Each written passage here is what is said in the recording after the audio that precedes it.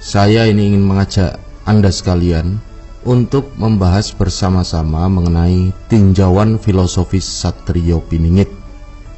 Nah, sebelum kita membahas bersama-sama, sudi kiranya untuk para sedulur lan para rencang yang belum klik tombol subscribe untuk klik tombol subscribe dan icon lonceng.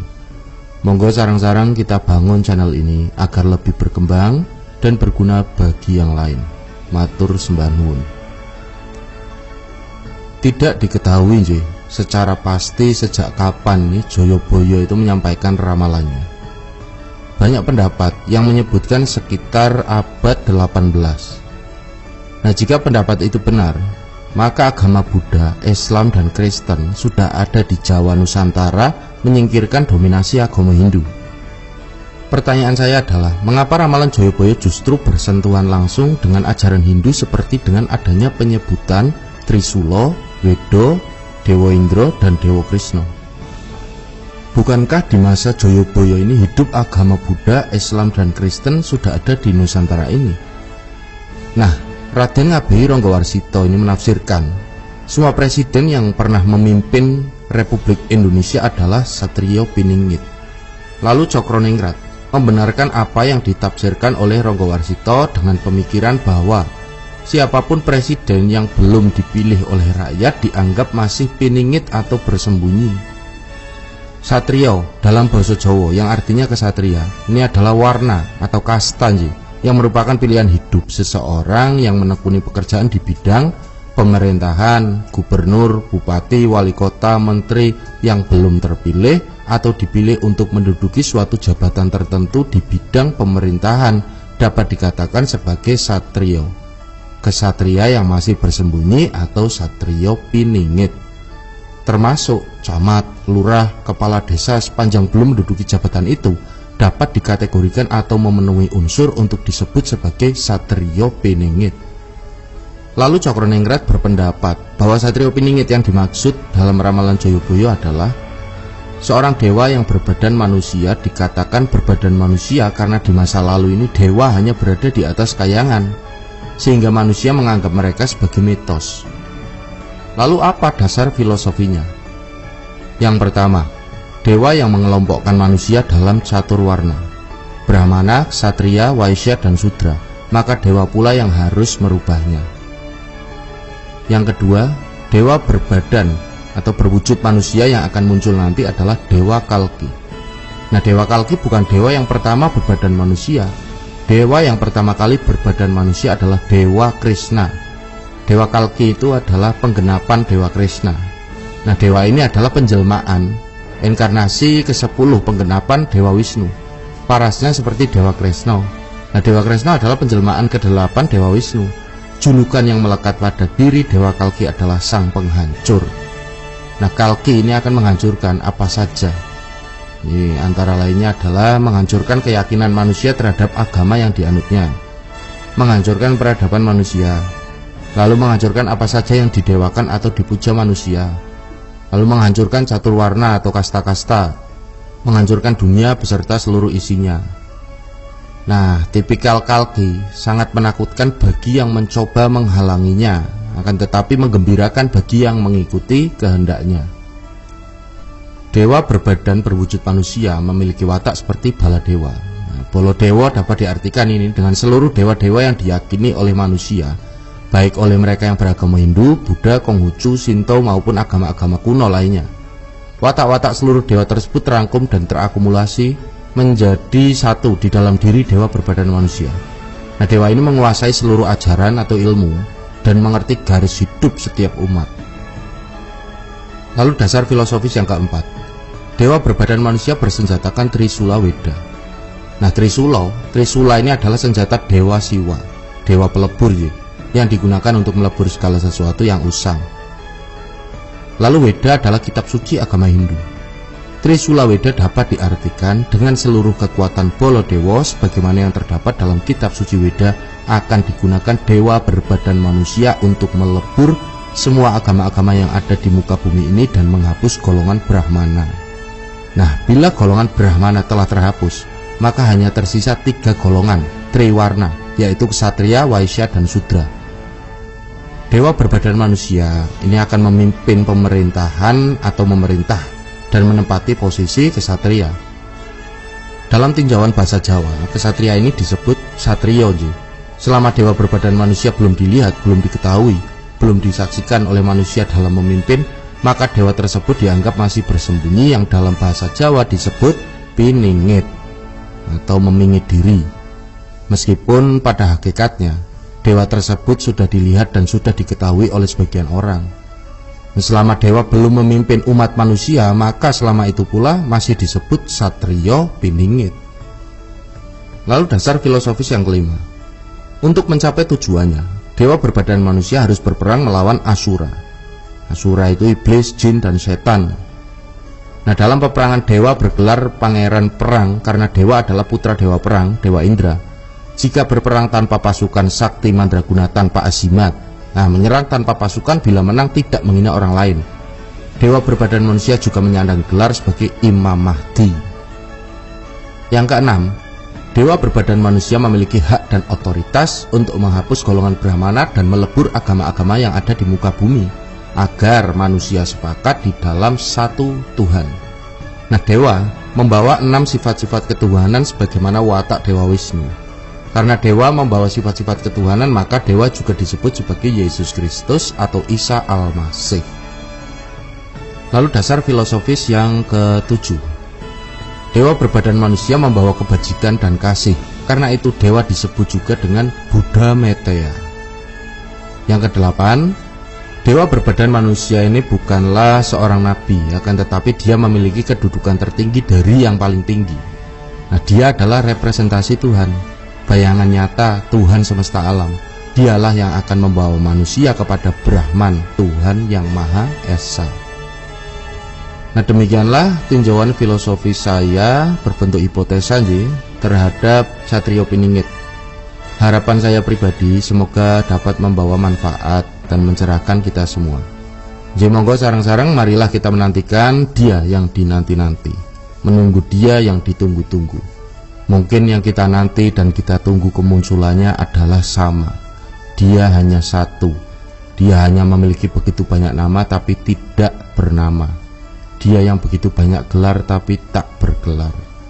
Nah, karena ketidaktahuan kita lah sehingga kita menyebut dia piningit, menyembunyikan diri atas memingit diri. Karena kesombongan kita lah sehingga kita mengacuhkannya. Nah, mungkin saja dia tidak seperti dengan apa yang kita katakan, atau bisa saja dia tidak bersembunyi sebagaimana yang kita sebutkan. Memang kita semua salah dan hanya dia yang benar, hanya dia yang suci dari kesalahan dan kitalah yang jauh dari kebenaran. Matur sembah nuwun para sedulur. Satriya piningit menurut Al-Quran. Sebagian besar umat Islam yang ada di Indonesia, terlebih-lebih lagi umat Islam yang ada di luar negeri, tidak mungkin mempercayai cerita akan munculnya tokoh satriya piningit. Alasan mereka enteng-enteng saja dan amat sangat sederhana, kalau tidak ingin dikatakan menggampangkan atau menganggapnya sepele. Mereka tentu akan mengatakan kalau cerita itu tidak ada dasar hadisnya dan tidak ada ayatnya dalam Al-Quran. Apalagi satriya piningit hanya ramalan Joyoboyo. Dalam fikih Islam, haram hukumnya mempercayai ramalan. Bagi umat Islam keturunan Jawa, mereka bersikap lebih moderat dan santun karena takut kualat pada leluhurnya. Mengingat ramalan Joyoboyo ini sudah berusia ratusan tahun dan dipercaya oleh leluhur mereka. Umat Islam yang bergaris keras tegas, yang menghitam putihkan persoalan, yang mengharamkan ramalan, bersikap ambivalen dan pembual. Mereka mengharamkan ramalan akan tetapi menghalalkan prediksi. Terminologinya, ramalan adalah menyampaikan sesuatu yang belum terjadi, tapi akan terjadi. Makna kata prediksi atau perkiraan tidak ada bedanya dengan ramalan. Prediksi atau perkiraan dapat diterima oleh umat Islam karena rentang waktu kejadiannya relatif singkat. Meski prediksi atau perkiraan bermakna ramalan juga, parameter untuk mengetahui benar tidaknya sebuah ramalan hanya dua. Pertama, rentang waktu yang panjang antara saat ramalan pertama kali disampaikan dengan waktu kejadiannya. Yang kedua, jumlah manusia yang percaya atau beriman apakah semakin bertambah atau berkurang, yang pada akhirnya punah, habis ditelan bumi. Kedua parameter di atas dipenuhi oleh ramalan Joyoboyo, waktu yang panjang, dan orang yang percaya semakin bertambah dan tidak terbatas di Pulau Jawa saja. Beda halnya dengan penganut kepercayaan Tolotang atau berafiliasi ke agama Hindu. Di Kabupaten Sidrap, Sulawesi Selatan, Cahyonayaswara telah melakukan penelitian dan menyimpulkan bahwa aliran itu menganut faham animisme yang bersumber dari ajaran Lagaligo. Mereka menunggu munculnya seorang tokoh yang bernama Sawere Gading atau putra Lagaligo untuk yang kedua kalinya. Pemimpin spiritual mereka disebut Uwa. Semua pengikut tunduk pada perkataan Uwanya. Aliran ini juga meramalkan dan meyakini akan munculnya seorang tokoh penyelamat. Kepercayaan ini sudah berusia 1000 tahun lebih dan pengikutnya sekarang tinggal beberapa ratus kepala keluarga saja. Karena parameter kedua tidak terpenuhi, maka kami kesampingkan. Ramalan mereka tidak memenuhi syarat untuk bisa dijadikan rujukan dalam mencari kebenaran sebuah ramalan. Kiamat adalah peristiwa yang belum terjadi, akan tetapi sudah lama dijanjikan. Kiamat pertama kali dijanjikan pada masa Nabi Nuh alaihissalam. Janji kiamat masih berlaku sampai hari ini dan entah sampai kapan. Hanya Allah yang tahu karena Dia yang berjanji. Maka biarlah Tuhan sendiri yang membuktikan janjinya. Janji Tuhan sifatnya pasti. Umat Islam dan Kristen meyakini janji Tuhan karena janji itu terdapat di kitab sucinya. Sedang Hindu, Buddha, dan Konghucu bersikap moderat karena janji itu tidak terdapat di dalam kitabnya. Joyoboyo bukan Tuhan, karena itu kebenaran yang dia sampaikan menggunakan kata ramalan. Sebab hanya kata itu yang pas digunakan untuk membedakan dirinya dengan Tuhan, meskipun apa yang disampaikan sama-sama mengandung nilai kebenaran. Janji Tuhan bersifat pasti, dan janji Joyoboyo sifatnya relatif. Untuk membuktikan relativitasnya, maka digunakan kata yang tepat yaitu ramalan. Umat Islam yang beriman atau percaya kepada ramalan Joyoboyo tidak dapat dikategorikan sebagai musyrik oleh karena adanya kata pembuka ramalan atau relatif tersebut. Cahyonayaswara dengan tegas menyatakan beriman atau percaya kepada ramalan Joyoboyo.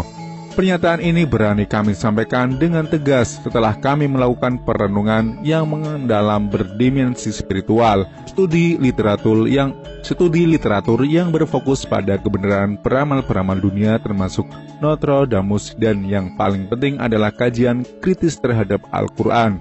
Semua ini kami lakukan dalam waktu yang amat singkat setelah membaca tulisan Gerakan Al-Mahdi di internet. Mohon maaf, nama penulisnya tidak kami ketahui. Perlu kami tegaskan bahwa kami tidak beriman atau percaya terhadap semua penafsiran-penafsiran terhadap ramalan Joyoboyo yang ada di internet atau yang dijual bebas di toko buku dan pasar-pasar. Siapapun yang melakukan penafsiran itu dan apapun latar belakang mereka, semua penafsiran atau ramalan Joyoboyo yang tidak menjadikan Al-Quran sebagai rujukan utama sepatutnya ditolak. Ashabul Kahfi, Al-Quran, Surah Kahfi, mengisahkan beberapa orang pemuda yang bersahabat yang hidup di masa pemerintahan Raja Digianus atau Decius. Raja itu berlaku zalim, sombong, angkuh, dan pemuja berhala. Pemuda yang bersahabat ini adalah pemuda yang beriman kepada Tuhan yang menciptakan langit dan bumi. Pemuda-pemuda itu belum mengenal Allah karena agama Nasrani dan agama Islam belum ada. Di era Joyoboyo, agama Nasrani dan Islam juga belum masuk ke Pulau Jawa. Raja memanggil pemuda bersahabat itu karena mereka tidak mau menyembah apa yang disembah oleh raja dan seluruh rakyat dalam kerajaannya. Di hadapan raja, Allah meneguhkan hati mereka. Dan kami telah meneguhkan hati mereka di waktu mereka berdiri. Lalu mereka berkata, Tuhan kami adalah Tuhan langit dan bumi. Kami sekali-kali tidak menyeru Tuhan selain Dia. Sesungguhnya kami, kalau demikian, telah mengucapkan perkataan yang amat jauh dari kebenaran. Kaum kami ini telah menjadikan selain Dia sebagai Tuhan-Tuhan untuk disembah. Mengapa mereka tidak mengemukakan alasan yang terang atau tentang kepercayaan mereka? Siapakah yang lebih zalim daripada orang-orang yang mengada-adakan kebohongan terhadap Allah? agar keyakinan pemuda-pemuda itu tidak dicemari oleh keyakinan yang dianut orang-orang di sekitarnya, maka salah satu dari mereka mengusulkan untuk berlindung di dalam gua. Berlindung dapat ditafsirkan sebagai bersembunyi. Dan apabila kamu meninggalkan mereka dan apa yang mereka sembah selain Allah, maka carilah tempat berlindung ke dalam gua itu. Niscaya Tuhanmu akan melimpahkan sebagian rahmat-Nya kepadamu dan menyediakan sesuatu yang berguna bagimu dalam urusan kamu. Bersembunyi dalam bahasa Jawa kuno dapat dimaknai sebagai piningit. Pemuda yang teguh pendiriannya, kokoh keyakinannya meski di hadapan raja yang zalim, tidak merasa gentar sedikitpun, adalah pemuda jantan, gagah dan berani. Pemuda seperti itu adalah tipikal seorang satria. Dalam bahasa Jawa disebut satrio. Umat Islam yang ada sekarang ini adalah umat yang hidup dan tunduk pada kekuasaan raja yang bernama hawa nafsu. Segala tindakannya, laku dan perbuatannya semua yang dilaksanakannya berdasarkan kehendak nafsu dan untuk tujuan nafsu. Mulutnya mudah berkata bahwa semua karena Allah semata, akan tetapi hatinya yang paling kecil mengatakan tidak. Mereka memiliki tujuan lain, yaitu untuk mendapatkan uang. Dengan bahasa yang lebih dihaluskan, rezeki Allah. Hal itu tidak dilarang dalam agama, malah dianjurkan dengan tujuan agar umat Islam bisa hidup sejahtera dan berkecukupan, kemudian membagi rezekinya dalam bentuk zakat dan sedekah. Semua kebaikan dan semua perintah agama yang dilaksanakan dengan taat, balasannya dibayar tunai oleh Allah, bahkan disegerakan karena Allah tahu bahwa manusia memiliki kecenderungan sifat tergesa-gesa. Janji-janji Allah kepada manusia dibayar tunai di dunia ini. Dengan begitu, di padang mahsyar, nanti posisi janji Allah kepada manusia menjadi zero. Jika Allah ingin memberikan lebih kepada hambanya yang Dia kehendaki, maka itu adalah hak prerogatif Allah sebagai Tuhan terhadap hambanya.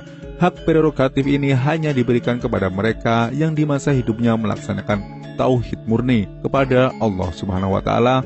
Orang yang melaksanakan tauhid murni adalah orang yang setiap perkataannya dan setiap perbuatannya bukan atas keinginan dirinya, akan tetapi murni atas kehendak Allah dan di bawah pengawasan Allah. Orang-orang yang melaksanakan tauhid murni kepada Allah memiliki mental dasar sebagai seorang kesatria, karena mereka ditempatkan di dalam sebuah arena perjuangan untuk membawa misi Allah. Seluruh nabi dan rasul jika tidak memiliki mental kesatria, tidak akan mungkin bisa bertahan menghadapi semua tantangan yang berat. Apa yang mereka laksanakan bukan untuk kebaikan dirinya, akan tetapi untuk Allah semata. Meskipun mereka adalah kesatria-kesatria Allah, akan tetapi mereka tidak bisa dikatakan sebagai piningit karena mereka tidak disembunyikan. Malah sebaliknya, mereka dipersaksikan atau diperlihatkan kepada manusia agar bisa diceritakan, dimanuti, dan diteladani. Yang dimaksud dengan sunatullah adalah hukum Allah, yaitu hukum sebab akibat. Hukum sebab akibat berjalan berdasarkan hukum Allah, yaitu hukum keseimbangan. Bila ada kesatria Allah yang diperlihatkan atau disaksikan atau diketahui oleh manusia, maka pasti ada kesatria Allah yang disembunyikan. Azas hukum sebab akibat dan azas hukum keseimbangan telah terpenuhi karena Allah selalu mentaati hukumnya sendiri. Manusia atau umat Islam yang mengikuti kesatria Allah yang diperlihatkan atau dipersaksikan, yaitu Nabi Muhammad, maka kebaikannya atau amal baiknya segera dibalaskan di dunia ini. Keburukannya atau amal buruk ditangguhkan karena pengikut itu meninggal dunia. Berbeda halnya dengan manusia yang ditakdirkan mengikuti kesatria Allah yang disembunyikan. Pengikut ini akan mengalami ujian dan cobaan berat terlebih dahulu baru bisa mendapatkan kebaikan. Kebaikan itu akan didapatkan sejak hidupnya di dunia ini hingga kehidupannya di akhirat. Mereka tidak mendapatkan keburukan karena mereka tidak memiliki kesalahan, sebab bukan keinginan pribadinya, akan tapi mereka mendapatkan ujian dan cobaan yang berat sebagai masa transisi dari manusia biasa menjadi seorang kesatria Allah. Kesatria-kesatria Allah yang disembunyikan inilah yang dinamakan Ashabul Kahfi. Atau kamu mengira bahwa orang-orang yang mendiami gua dan yang mempunyai rakim itu, mereka termasuk tanda-tanda kekuasaan kami yang mengherankan?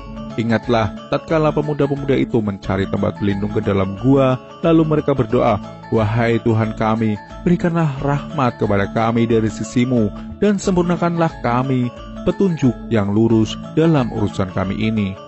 Maka kami tutup telinga mereka beberapa tahun dalam gua itu.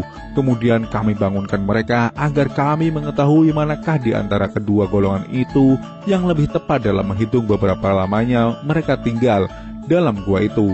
Kami ceritakan kisah mereka kepadamu atau Muhammad dengan sebenarnya. Sesungguhnya mereka itu adalah pemuda-pemuda yang beriman kepada Tuhan mereka, dan kami tambahkan kepada mereka petunjuk. Para mufassirin atau ahli tafsir berselisih pendapat dalam mengartikan kata rokim. Pada ayat 9 di atas, sebagian mengartikan rokim adalah nama anjingnya dan sebagian mengartikan batu bertulis. Cahyono Suro lebih cenderung mengartikannya sebagai batu bertulis. Batu bertulis adalah ramalan atau joyoboyo. Disebut batu bertulis oleh karena kekuatan kebenaran ramalan itu. Batu bertulis tidak termakan usia, tak lekang dikena panas, tak luput dikena hujan. Masyarakat Jawa kuno dulu menulis dengan huruf paku. Huruf-huruf itu dipahat di batu cadas. Al-Quran menyebut batu itu sebagai rokim, yang artinya batu bertulis. Al-Quran dengan tegas menyebutkan, kami tutup telinga mereka beberapa tahun dalam gua itu. Makna yang tersurah pada kata tutup telinga adalah tidak mau mendengar. Ini persis sama dengan tipikal Satrio Piningit yang berjalan sendiri dan tidak mau tahu dengan apa yang dikatakan orang, karena telinganya ditutup. Dan kamu akan melihat matahari ketika terbit, condong dari gua mereka ke sebelah kanan, dan bila matahari itu terbenam menjauhi mereka ke sebelah kiri, sedang mereka berada di dalam tempat yang luas dalam gua itu. Itu adalah sebagian dari tanda-tanda kebesaran Allah. Barang siapa yang diberi petunjuk oleh Allah, maka dialah yang mendapat petunjuk. Dan barang siapa yang disesatkannya, maka kamu tak akan mendapatkan seorang pemimpin pun yang dapat memberi petunjuk kepadanya. Dan kamu mengira mereka itu bangun padahal mereka tidur, dan kami balik-balikkan mereka ke kanan dan ke kiri, sedang anjing mereka mengunjurkan kedua lengannya di muka pintu gua.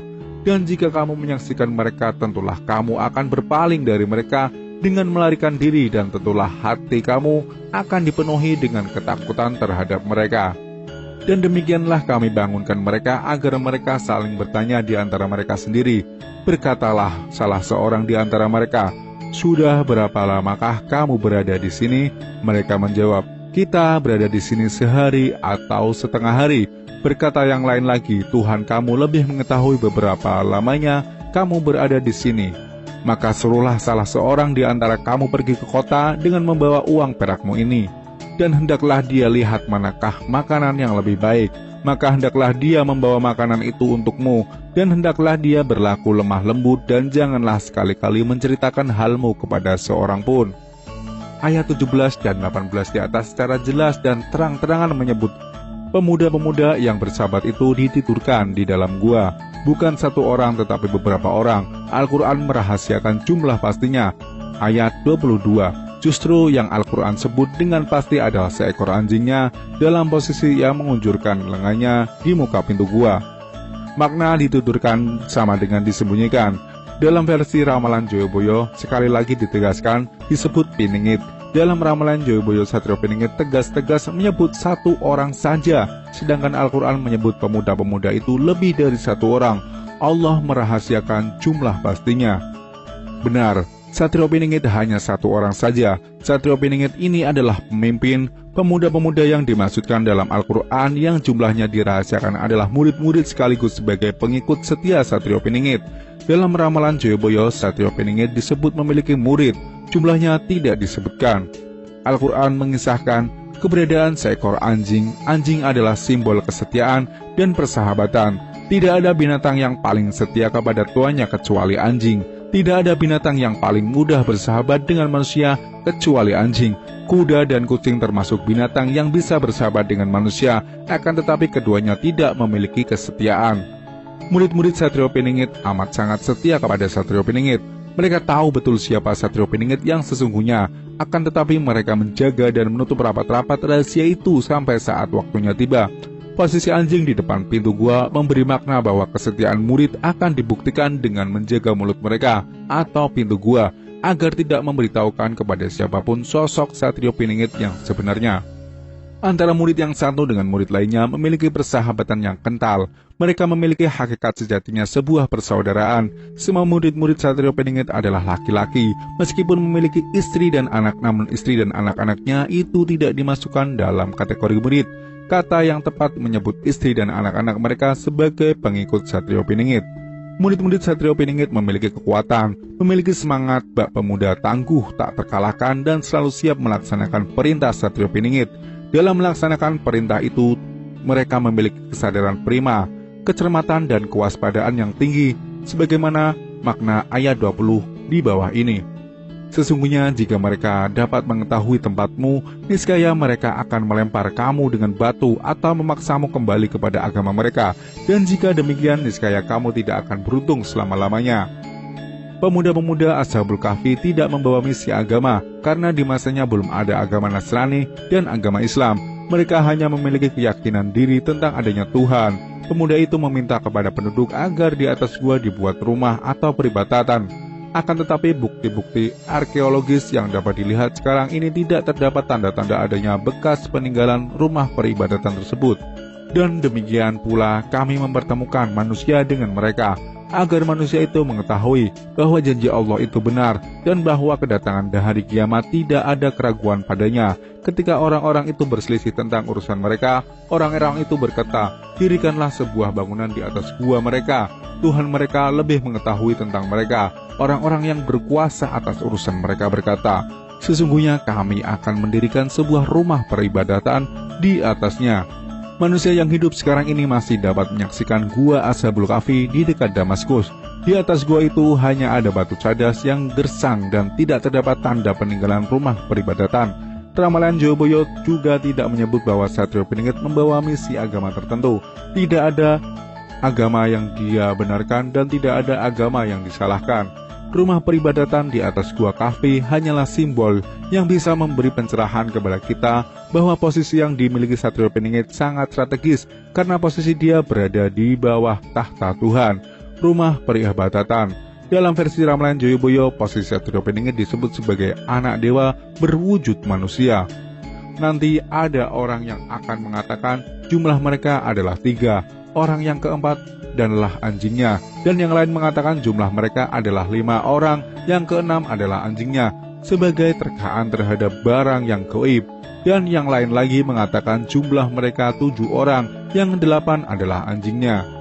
Katakanlah, Tuhanku lebih mengetahui jumlah mereka. Tidak ada orang yang mengetahui bilangan mereka kecuali dikit.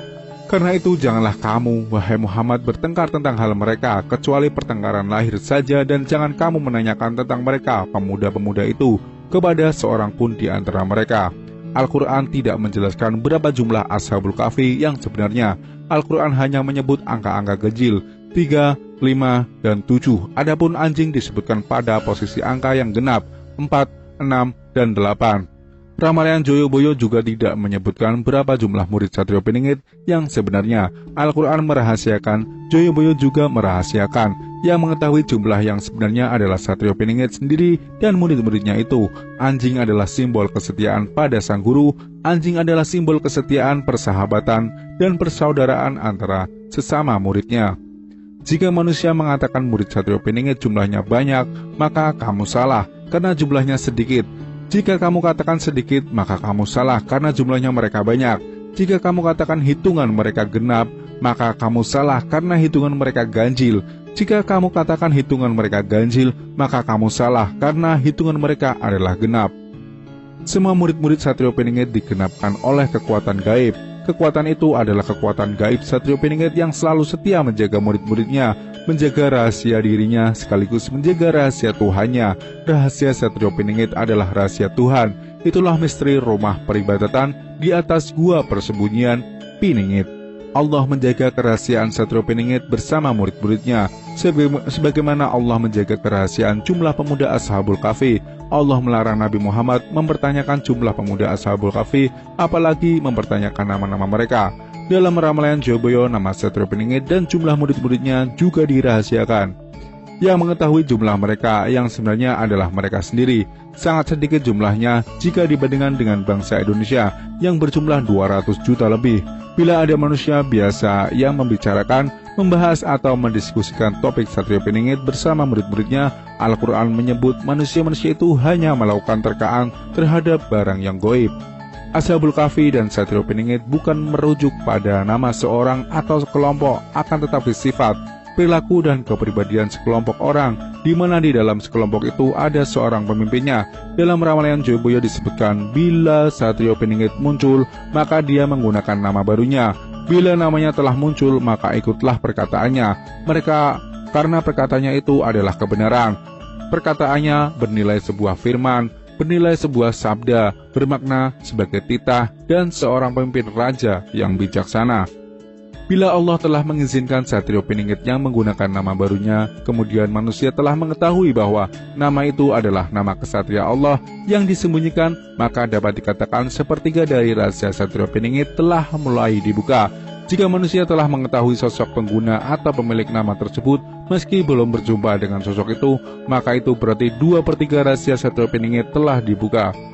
Bila manusia telah berjumpa dengan Satrio Piningit sebagaimana manusia berjumpa dengan Ashabul Kahfi setelah bersembunyi di dalam gua, maka itu berarti seluruh rahasia Satrio Piningit telah dibuka dengan terang benderang. Saat itu Satrio Piningit bukan lagi kesatria Allah yang disembunyikan, akan tetapi disebut kesatria Allah yang dipersaksikan atau diperlihatkan.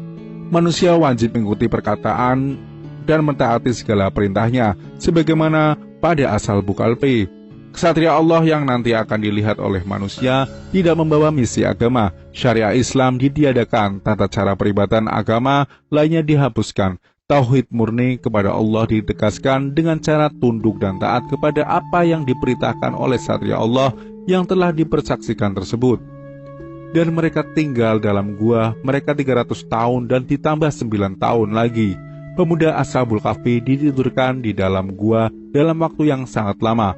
Al-Quran menyebut lamanya waktu mereka disembunyikan atau piningit di dalam gua adalah 300 tahun dan 9 tahun. Akan tetapi Ashabul Kahfi hanya merasa seperti sehari atau setengah hari saja. Perbandingan waktu akhirat dan waktu dunia adalah sehari akhirat, waktu gaib, 500 tahun waktu di dunia, waktu nyata. Kalau dihitung dengan waktu gaib atau akhirat, maka dapat disimpulkan bahwa Ashabul Kahfi berada di dalam gua tidak cukup sehari, akan tetapi lebih dari setengah hari, dengan asumsi waktu nyata atau dunia adalah 300 tahun dan ditambah 9 tahun. Maka benarlah apa yang disebutkan dalam ramalan Joyoboyo bahwa Satrio Piningit mengenal baik leluhur kalian, tahu semua kejadian masa lalu seakan-akan dia ada saat kejadian itu. Hal ini disebabkan karena Satrio Piningit menggunakan dua waktu, yaitu waktu gaib dan waktu nyata, yang perbandingannya sehari berbanding 500 tahun. Ramalan Joyoboyo sudah berusia 500 tahun lebih, akan tetapi selalu segar dalam ingatan seakan-akan Sabdo Palon Nayo Genggong baru mengucapkannya kemarin siang. Perasaan itu benar-benar karena hitungannya menggunakan waktu gaib. Perasaan seperti itulah yang dirasakan oleh Ashabul Kahfi. Sangat beralasan jika manusia tidak dapat mengetahui apalagi menemukan sosok Satrio Piningit yang sebenarnya, sebab manusia hanya menggunakan waktu nyata. Meskipun Satrio Piningit hidup di zaman kita, di zaman modern ini, berada di sekitar kita, menyaksikan kita, menggunakan semua kecanggihan teknologi yang kita gunakan, dan juga menggunakan waktu nyata sebagaimana yang kita gunakan. Akan tetapi jika dia sudah merasakan ada manusia yang telah sampai pada tingkatan meraba-raba dirinya, belum mengetahui apalagi menemukan, maka dengan sekejap mata dia masuk ke dalam dimensi waktu gaib. Di waktu gaib itulah tempat persembunyian Satrio Piningit. Dia memingit diri di dalam waktu gaib. Wajar, logis dan rasional jika manusia tidak dapat mengetahuinya, apalagi menjumpainya. Ramalan Joyoboyo mengatakan Satrio Piningit bersenjatakan Trisula Weda, memiliki ilmu kesaktian mandraguna. Tri artinya 3. 3 adalah bilangan ganjil. Al-Quran juga menyebutkan angka 300 atau 300. Tentu ini ada hubungannya dengan mengingat angka 0, 00 adalah bilangan tak terhingga, maka disebut sakti mandraguna karena kekuatannya tak terhingga. 300 banding 3 sama dengan Trisula atau 00 sakti mandraguna tak terhingga, tahun dan ditambah 9 atau 9 tahun lagi. Bisa saja Al-Quran menyebut 309 tahun, akan tetapi yang dikatakan adalah 300 untuk memberi penekanan bahwa itulah senjata Trisula Weda, dan ditambah 9 untuk memberi penekanan bahwa 9 itu adalah angka pemilik senjata, yaitu Satrio Piningit. Bilangan asli adalah 1, 2, 3, 4, 5, 6, 7, dan 9. Bilangan tak terhingga adalah 0. Bilangan genap adalah 2, 4, 6, dan 8. Bilangan ganjil adalah 1, 3, 5, 7, dan 9. Semua bilangan-bilangan ini disebutkan dalam Ashabul Kahfi yang dapat dimaknai sebagai berikut. A. Bilangan ganjil. 1 adalah Tuhan, 3 adalah Satrio Peningit dan murid-muridnya atau Ashabul Kahfi, 5 adalah Satrio Peningit dan murid-muridnya Ashabul Kahfi, 7 adalah Satrio Peningit dan murid-muridnya Ashabul Kahfi, 9 adalah Satrio Peningit atau pemimpin. B. Bilangan genap. 4 adalah kesetiaan, persahabatan, dan persaudaraan, anjing Ashabul Kahfi. 6 adalah kesetiaan, persahabatan, dan persaudaraan, anjing Ashabul Kahfi. 8 adalah kesetiaan, persahabatan, dan persaudaraan. Itu pun Ashabul Kahfi. Catatan angka 2 tidak disebutkan karena Tuhan tidak boleh digenapkan. Sekian